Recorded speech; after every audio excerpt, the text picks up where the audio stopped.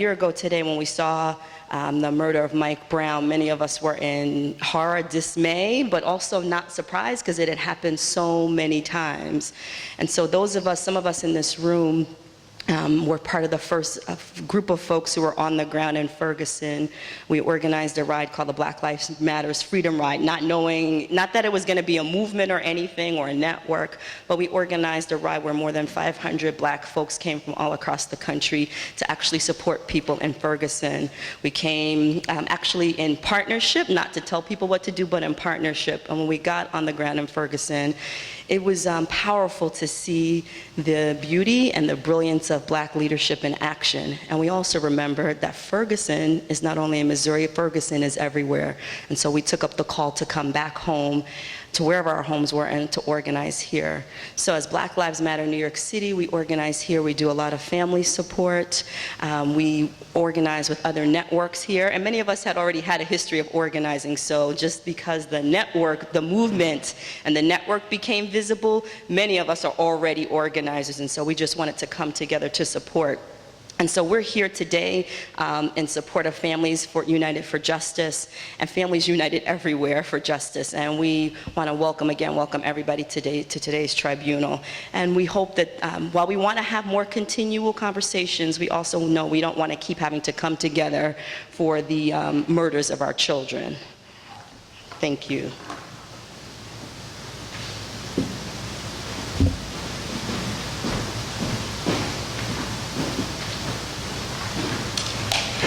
Good afternoon, everyone. Good afternoon. All right, we're going to continue on with the call and response for this evening. So my name is Allen Kwabena Frimpong. I work with Monica Dennis. I organize with Monica Dennis as an organizer with Black Lives Matter New York City. And I'm going to be moderating tonight's panel for the tribunal. And we'll have two panels. One will be focused on justice and accountability for the families. We're in New York City, where we have, unfortunately, hundreds of families plus over the past decade that have been murdered from state-sanctioned violence. And we really want to have a conversation to not only just open up the floor for understanding, but also some level of education and exploring how we can support families with the resources that they get to have because of the loss of their loved one. The second thing that we will discuss is focused on really healing and restoration with a focus on reparations for families. We know that looking at the cases in Chicago of the many families that also had their lives stolen by the Chicago Police Department, many of those families were able to organize to ensure that reparations were due to them. And so the second panel will have that focus. It's also important to note, just as a point of business, that we also want to be able to uplift and support the families and be in action. And so towards the end of the panel, we will be passing around a collection plate since we're up in the church to support the families that are here because they've taken the time out to be able to share not only their stories with you, but also their ideas around how they can be supported. And I would be remiss, given that this is, we're honoring the second anniversary of Michael Brown's death, but also the incident of Abla Louima happened 19 years ago this very same day. And so actually we'll try our best. I don't know how sound is going to work here, but I'm going to queue up actually Miss Ameria Rice, who's on the phone right now, who just wants to share a couple of words for everyone in the room and to stand in solidarity with all of the families here in New York City. So you're on. Hi, thank you for having me. Yes, I am honored to stand with the family and other families in getting justice for our children. I was with the parents over the weekend, me and my son, Aton, and it was very, very phenomenal. The number of events that we attended in solidarity to stand for Michael Brown. All power to the people. We want justice for Michael Brown. Thank you for having me. Thank you, Samantha. Thank you.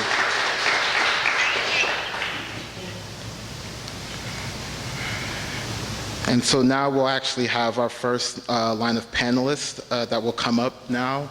We'll have Cynthia Howell, niece of Alberta Spruill, Nicholas Heyward Sr., father of Nicholas Heyward Jr., Gwen Karr, mother of Eric Garner, and Stanley Woody, brother of Darryl Woody.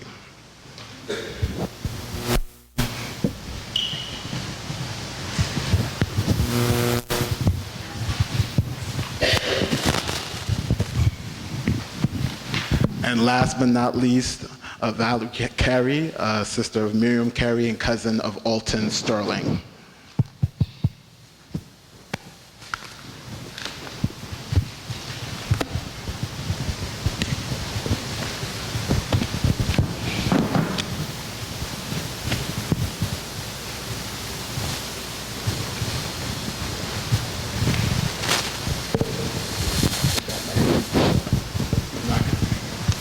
Y'all can hear me without the mic, right? I'm using the mic, but I'm just saying.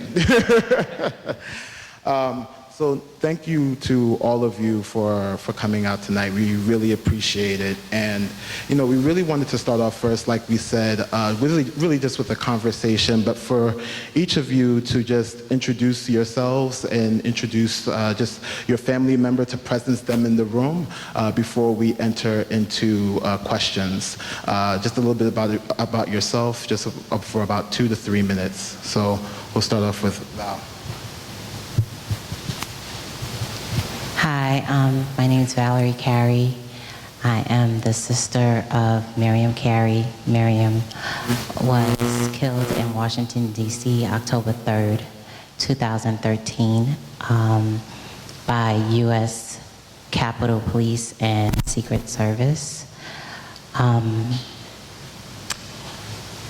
actually a retired New York City police sergeant, and most recently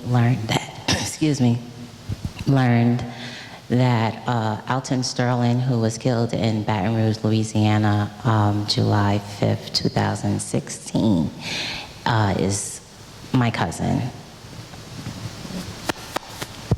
Hi, my name is Stanley Woody, the brother of Darryl Woody, who was found dead in his cell in Long Island in 2011 from mysterious causes, but the narrative doesn't match none of the facts.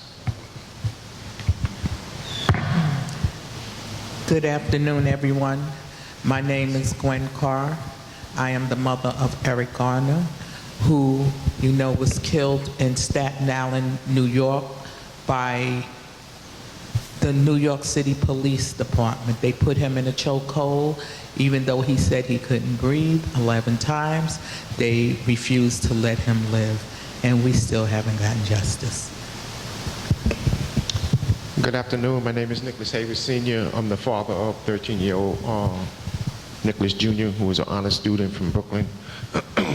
Nicholas Jr. was murdered by NYPD housing police officer Brian George in the Gowanus houses where we lived at. Nicholas was playing a game of cops and robbers with some friends of his. They all had plastic toy guns. When Nicholas encountered the officer asked Nicholas, "What are y'all doing here?" He dropped the plastic toy gun, said, we're only playing. And the officer shot him anyway. I've been fighting for the last 22 years to get justice for my son. Thank you. Good evening. I'm Cynthia Howell. My aunt is Alberta Spruill, who was killed by the New York City Police Department when they went to her apartment on false allegations of drugs being sold in her home in Harlem. They threw in a flash grenade on a no-knock warrant, causing her to suffer a heart attack. And they never mentioned that the shrapnel from her glass table in the living room put shards of glass all over her legs and body. Yet they took the table for evidence. My family did get a public apology by the mayor at the time, which was Mayor Bloomberg, and the police department, Ray McKelly. Usually when I meet the other families, we try to find if there's any other family that got as much as just a little apology.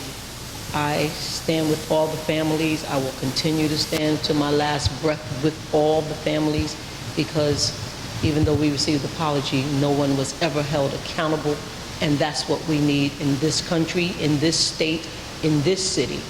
Accountability is all we want. We want to be treated equally and fair. We want to be treated as citizens, tax-paying citizens, that we pay their salaries. If not, we're just going to start marking our numbers and getting together with groups that we trust, that are going to help us and be with us wholeheartedly, and start making positive and effective moves, not just in this city, but across this country. We're building our numbers as we speak. Thank you. And so just in terms of a flow for how this is going to go, I'll pose a question. Any of you can answer. We'll give about 2 to 3 minutes for responses, and then we'll move on to the next question. And then for folks in the audience, please feel free to just keep in your memory, take notes. We'll probably have some paper and pen going around after for a question and answer once we go through both series of panels. So the first question really is just to get a before and an after life of just your experience of what you feel the justice system was prior to the killing of your loved one, and then what you believe the justice system was after, if there were any changes. But really what we're looking to get at here is, what does justice look like for you? What did it look like before, and what did it look like after? What did it look like before? You know, growing up in the 60s and 70s, I was born in the 60s, so I grew up in a time where they just came out of segregation and all that, but I would hear about it. So growing up, I didn't get to experience what I'm experiencing today. What I thought growing up, I thought it would be the same in my older years. But what I'm seeing now is that it has reverted back to times that my mother was telling me about. And now I'm actually getting to experience things that I see now why so many people stepped out and fought for us. And now I'm seeing myself on the front lines trying to explain to the children in the community. I see why, and I'm trying to let them know I'm not out there for you to be selling drugs. I'm not out there for you to be standing on the corner. I'm out here for your life to be better than whatever you perceive is the easy way of life. I want you to be somebody. I'm fighting for my child as well as the next person's child. So we're trying very hard to reach those inner city kids and all the kids. So we're doing exactly what our forefathers and ancestors done did. And now it's our turn, but we got to also prepare the youth of the future for tomorrow, the best way that we see fit. And we're losing soldiers along the way. We've lost family members. So those are the soldiers that, you know, I've read about and seen in the books. When I've heard about certain people, when I've seen the dogs attacking folks, and when I've seen, you know, certain things happen. Even at my aunt's funeral, I was seeing people in the crowd, faces in the crowd that I couldn't place their faces. And then later on, I realized it was Margarita Rosario, who was the mother of Anthony Rosario. It was Katiaka Diallo, the mother of Amadou Diallo. It was Iris Baez, the mother of Anthony Baez. It was those faces. Now we walk together. So what I see as it's reverted back to times that we didn't have, some of us didn't experience, but we now have to make a more forceful movement of this movement because of this.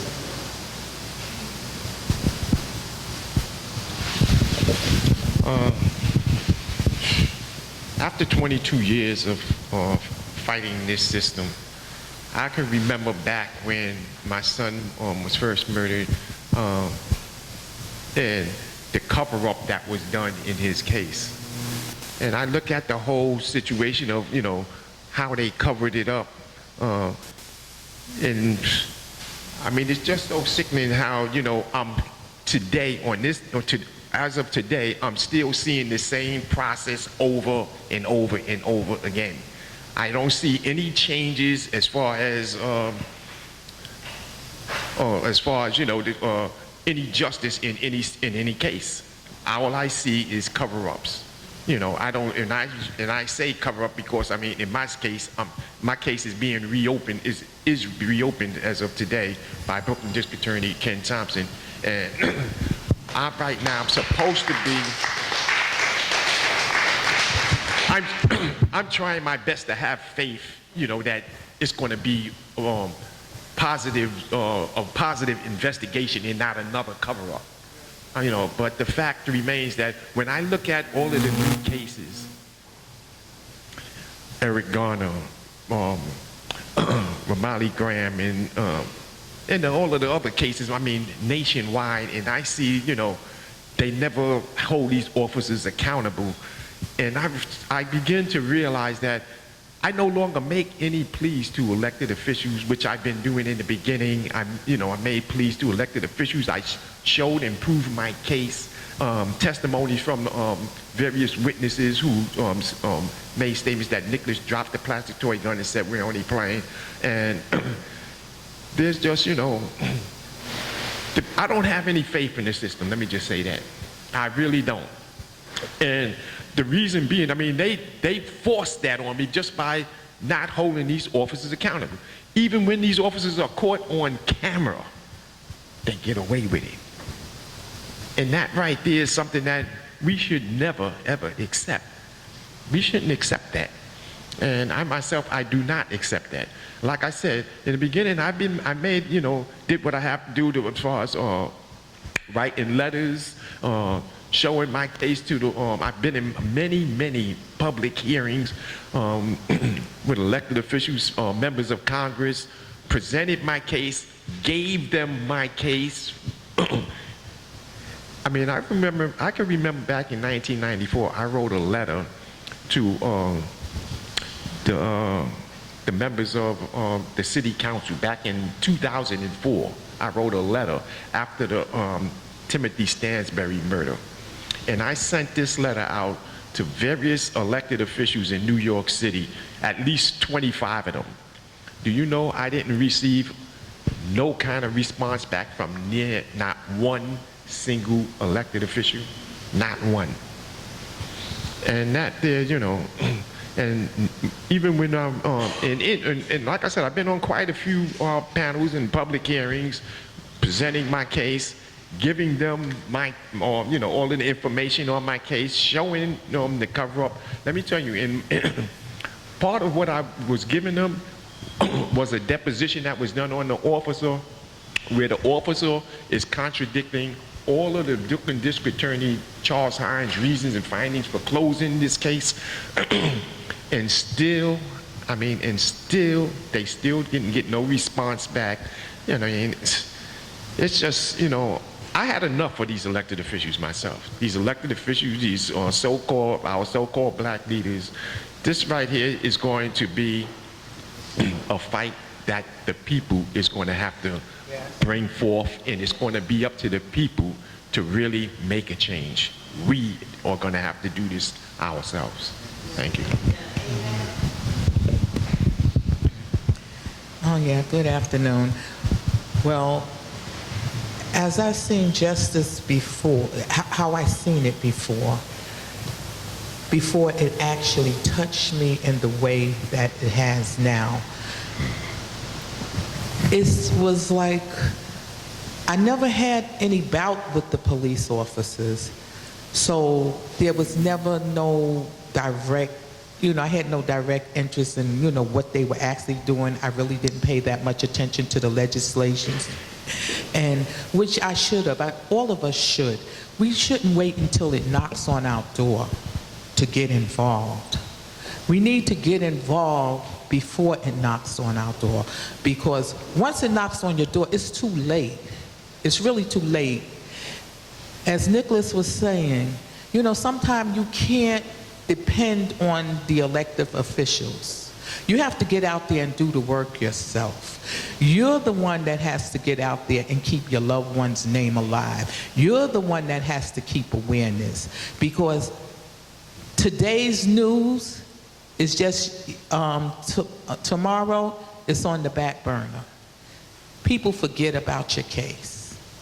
And I find that because, okay, when I was younger, You know, we hear our parents talking about segregation. We hear our parents talking about going in the back of the bus, using separate water fountains.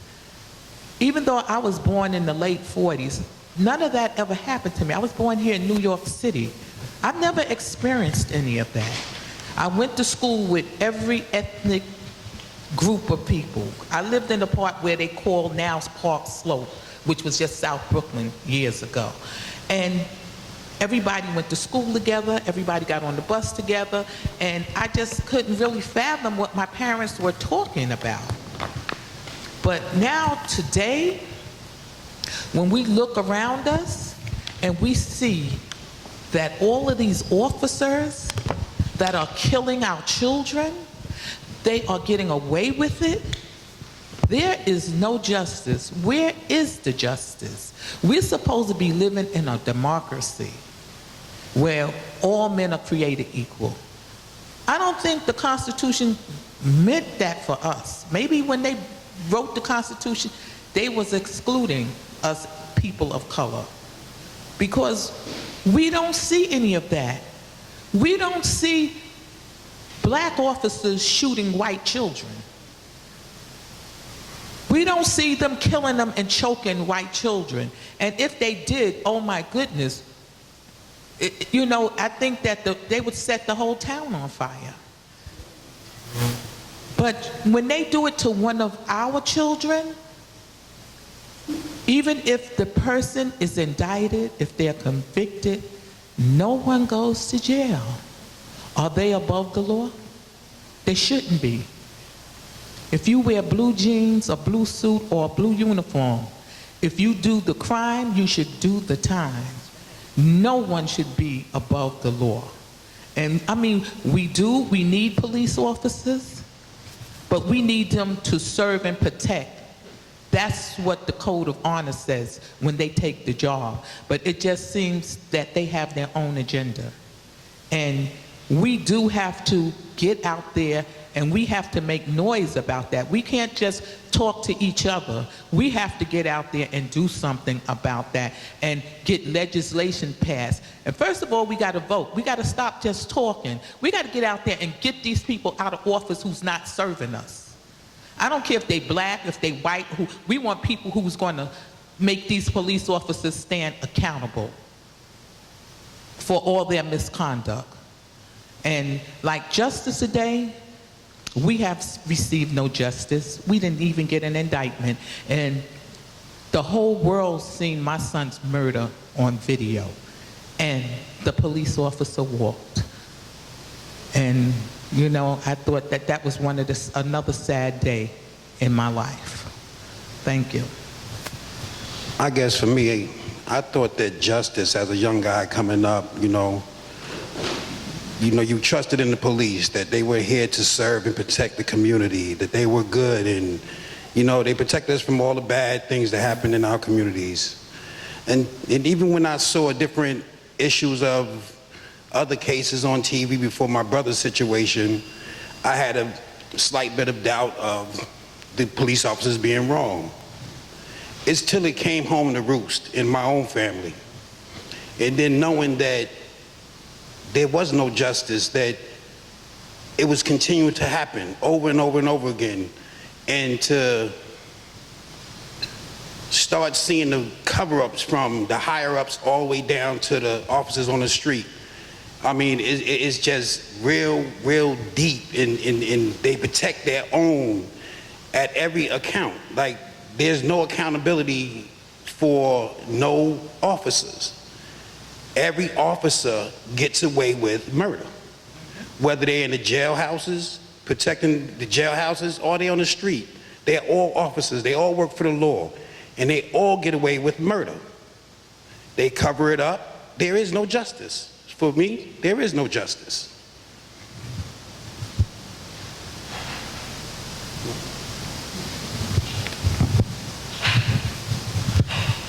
And thank you.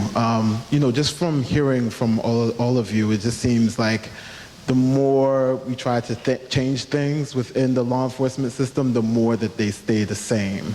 And Gwen, when I heard you talk, one of the things that you said is like, well, we do need police, right? And so the next question I have for all of the panelists is that, like, what does then public safety begin to look like for you, especially when the police and the people who are supposed to be upholding the law are not upholding it? Like, what would then public safety look like in your neighborhood where you can get the support that you need if we know that the same entity that is supposed to be protecting and serving you has not done so, and they have not done so continuously for years and years and years. And we're in New York City, right? And so I think it was powerful for me to be in a memorial with all of you and to read the hundreds of names of people who have been killed by the police and have not received any justice. So I just want to take this opportunity to kind of vision out, like, what's the alternative here?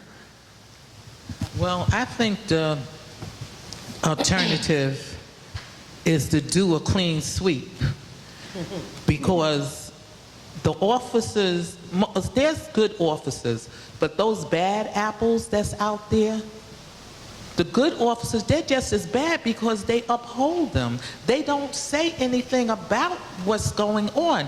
So now if you see your partner that's abusing or killing a person of color or anyone, if you keep your mouth shut, you're just as guilty. So we need to get those officers out of the police department. We need to make sure, but you know, it doesn't actually come, okay, the police officers, those, they're at the bottom of the rank. You got to go up to the top. You got to go up to their captains, because if you cut off the head, the tail will die. So we have to go up to the top, because the officers only do what their superiors allow them to do. It's just like a child with their mother. A child only gets away with what their parents let them get away with. If they discipline them, all of this stuff wouldn't happen. If they made them stand accountable, we would have a better police force. But it seems like it's not going to happen. They have that blue wall of silence. And no one is wanting to give up the other person because they're going to get the bad jobs, they're going to be ridiculed. So they're not willing to step out of the box, even if it means that it causes lives. They want to protect themselves, so they're not going to start telling on their fellow police officers. Now, this is really bad. There's something that needs to be done about that. And like I said, make a clean sweep. Get rid of the top people. We didn't get rid of them, but when Braden stepped down, why don't the rest of them step down too? We need to. Screw this. Okay, again. Well, can you just repeat the question? Yeah. So the question was just around, if the police are not doing a good job of being able to bring about justice, what's the alternative? Okay, so I always felt that in order to affect change, you have to become part of the change. And that was one of the reasons why I became a police officer back in 1994. I actually grew up in a housing development, and I saw the officers that came into my neighborhood and how they interacted with the residents where I used to live at. I think that overall, New York City, we have over 40,000 police officers. They all can't be bad, and they all aren't bad. But the ones that are bad, those are the ones that need to be disciplined, fired, if in fact they've done something criminal. And so in order to see different policing in our neighborhoods, I think that we have to, as a neighborhood, choose to take those jobs as far as policing our own. And it's not just people that live in the neighborhood. You have to look out towards people who actually care about service, because that's what policing is about. It's about servicing. You're a public servant. So if you're not willing to be a public servant, then you should not take that job. So it's about identifying people and what their interests are. It's about mentoring our youth.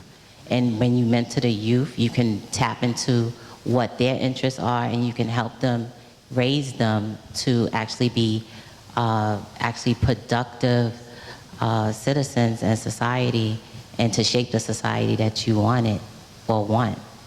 I think that's part of a solution. Okay. Just recently, the young lady Corinne Gaines was killed, and her little boy was shot. 5-year-old boy was shot. Although the cops knew that her child was right there in her arms, and she held a gun that she was licensed to have in her home to protect her and her family. They're making a lot of squabble about that. I'm going to touch what I'm getting ready to touch in a minute. She became fearful because she miscarried a baby when she had interaction with police before. So she became fearful of the cops from a long time, and then when she had other encounters, it was just, you know, the fear of her having any kind of encounter with them. So some of us in the hood understand that quite well. Okay, I live in the hood, and I understand that quite well. And what I didn't like, and I cannot respect from any officer, was after they killed her, they were more concerned with the fact that they were going to be on a 30-day desk duty, and it was recorded, and high-fiving each other. Never did they say, I killed somebody, damn, I might lose my job. Because they are already in the frame of mind, all we going to get is 30 days off in desk duty, and that's just going to be it. We going to have to change that, and the people that the families are already on the front line, and we're going to get up our numbers, because not only had I been making speeches before that this country won't be satisfied until this all erupts at one time simultaneously across the country. When Delron was killed on July 4th, thereafter, we many of the families here in the room, we were at a vigil for him, went home, and there was on TV, Alton Sterling. Within 24 hours, Alton Sterling, excuse me, and Philando Castile was killed right after that, which totally smothered Delron's case. Totally buried him. It's time to start them boycotts like they did back in the day. We're going to have to boycott certain entities and certain people who support these officers. And I'm going to touch bases with Michael Jordan, because I can't tell nobody how to spend their money. It ain't my business how you spend your money, but it is my business when you're giving money to the very people that are killing us. So if you arming them with $1 million more of arsenal to come out in the communities to kill us, I think I got a problem with that. Yeah, that's right. And I think we need to touch bases and tap him into reality, because something's not right with that picture to me. I understand that he feels that was equal balance to him, but maybe he needs to come see the families and see them by the numbers, not just who's in this room. You know, you need to see the numbers. You can see anything on the TV, but until you really see it, we work with those families. You know, some families have not even had one sentence of media press coverage. Williams Wadsworth, he lost his son Agabus, totally covered up his case from the time of his child's arrest till when they found his body in a hospital. Took all the footage of the cameras and everything that had in his Metro card that could tell where he was, no coverage. He is also the same man that on September 11, 2015, his daughter was killed by senseless gun violence in Far Rockaway, Queens. So he lost 2 children. So those are the families maybe people with power and money need to see, because those are the families that we walking with. We have no choice. So, you know, we're gonna have to start with the boycotts, because back in the days, in the 60s, apparently that was very effective. So if we can show them, we're not going to support you supporting them killing us. We're gonna have to step out and we're gonna have to let them know we know who you are. We got a list of names. And when we hit them, we're gonna hit them across the country. I'm not gonna share with you what I know thus far, because it's coming. Because we have no choice. We have no choice. And I mean, I'm talking about from the very foods we eat every day. Where we bank. Where we bank. Television shows and things, these certain people are endorsing and giving monies to the police department. If they were about the righteous way and doing things on point, we wouldn't be sitting here today. But whatever's happening in America right about now, this is something that's systemic. And we're going to have to change that. Like I said earlier, I have no faith or trust in the system. I definitely don't trust the police. I don't care what, black, white, it doesn't matter. My son was killed by a black officer, a black rookie officer, and the case was covered up, like I said. There was actually a witness in my son's case that also said that when the first officers that arrived on the scene, when they seen the plastic toy gun and how it didn't look real at all, they wanted to put a real weapon on my son. The case of Andre Woody Harris, which I'm sure no one here actually knows that case. But Andre Woody Harris was murdered in Brooklyn. They say that Andre Woody Harris went and knocked on this correction officer's door and tried to rob him and his girlfriend in his house. And they say that Andre and his friend demanded money from him, and the officer went in his pocket, pulled out his gun, and shot the two boys. Andre died, the other one survived. Andre Harris lived in my community. This happened in Bedford-Stuyvesant, though, and I knew Andre very well. He actually also grew up with my son. He was killed 8 years after my son was killed. He was 18 years old also. Because I knew this young kid, I said, I gotta go over and see what happened. So I went to the place where this supposedly happened. It was an abandoned building. In the news article, the police were saying that these two perpetrators knocked on the officer's door and demanded money, and the officer reached into his pocket and pulled out his gun and shot these youth. Who do you trust? I mean, how can we really trust a system where the police, I mean, the news, they all are covering up these cases? How can we really trust a society where everyone is working against us? And this is only happening in poor black minority communities. Right. Why is that? We really gotta, we need to, I don't even like using the word police our communities, but we need to organize our communities, and we have to look after each other. I remember when I was a young kid coming up, I don't even remember anyone ever calling the police for anything.